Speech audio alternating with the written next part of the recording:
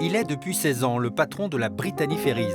En toute logique, Jean-Marc Rouet nous a donné rendez-vous face à la Manche, à Roscoff, le port d'embarquement d'une épopée maritime et commerciale commencée il y a tout juste 50 ans. Mais le premier des armateurs français n'oublie pas d'où il vient et c'est avant tout un homme de la terre qui nous ouvre son album breton avec l'emblème du pays Léonard, le chou-fleur. C'est un objet qui a guidé ma vie en fait, puisque je pense que, à partir de 5 ans, 6 ans, 7 ans, l'été d'un jeune fils de paysan léonard, il le passe dans les champs. Et donc, vous êtes encore exploitant aujourd'hui? et je suis toujours exploitant, et la tête de chou-fleur, je l'ai récoltée ce matin. Où vous sentez le plus vous-même au milieu de vos choux, de vos artichauts, ou autour d'une table avec les dirigeants de la Brittany Ferries? J'ai un peu de mal à répondre. D'abord, je pense que je ne suis pas le mieux placé pour le dire. Tout ce que je sais, c'est que Martine Jourdain, qui a été ma directrice générale, m'avait dit « Jean-Marc, surtout ne change pas ».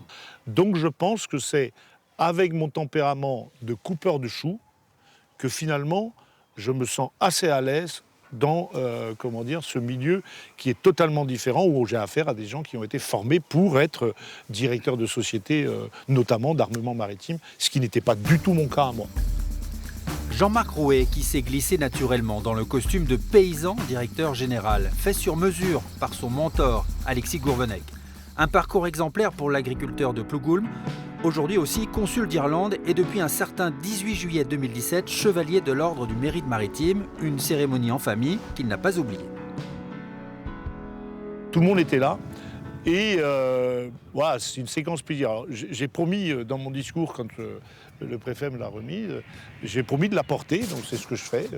Chaque fois que je peux, je montre que je suis décoré du mérite maritime, parce que c'est pas tellement pour moi. Je pense qu'il y a plein de gens chez Brittany Ferries disparus, en retraite ou en activité, qui auraient mérité autant que moi ce mérite maritime.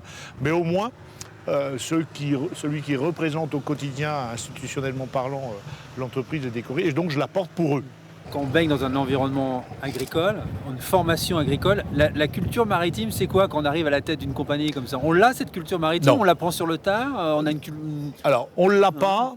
Ceci étant, les valeurs maritimes, c'est-à-dire les valeurs de dépassement de soi, d'obligation à en faire toujours un peu plus parce que, je sais pas moi, conditions de mer, la météo, c'est un peu les mêmes pour les gens de la terre. C'est quand même un peu l'histoire de notre pays qui se retourne essentiellement comme un pays de terriens, alors que c'est la deuxième façade maritime du monde. En tout cas, c'est la première porte d'entrée du monde de l'Union européenne. Nous refermons cet album breton au siège de la compagnie qui emploie aujourd'hui 90% de marins français. Une fierté, mais aussi un défi pour Jean-Marc Rouet, de plus en plus inquiet face à l'évolution de la marine marchande.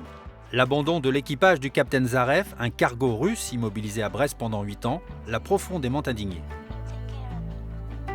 Notre monde, depuis fin des années 90, donc début des années 2000, en fait, il s'est organisé sur l'échange de matières qui viennent de plus en plus loin, de plus en plus vite, et où on évite d'avoir des stocks, parce que les stocks, ça coûte cher. Et finalement, tout ça se passe comment? Se passe sur des bateaux dont on ne connaît pas la vie intérieure, parce qu'ils sont au milieu de l'océan, donc on ne les voit pas. La France est la deuxième façade maritime, mais ce n'est pas pour autant que les Français sont, dans leur tête, imprimés du monde maritime et de son existence. Eh bien, dans le monde, on transporte des marchandises avec des gens qui viennent de je ne sais où, qui embarquent pour plusieurs mois sur un bateau, sans couverture retraite, pour la plupart d'entre eux, sauf en France, en Europe essentiellement, sans couverture santé, et même, le cas échéant, quand le bateau est, saisi pour des raisons environnementales, sécuritaires, le bateau est abandonné dans un port français et l'équipage n'est plus payé, n'est plus nourri. Ça veut dire que en fait, on doit tous plaider coupable. Et j'ai envie de dire, est-ce que, oui ou non, on ne peut pas commencer par le territoire de l'Union européenne, 500 millions d'habitants, où on dirait, écoutez, pour notre cabotage européen, nous ne tolérons pas ce genre de pratique sociale.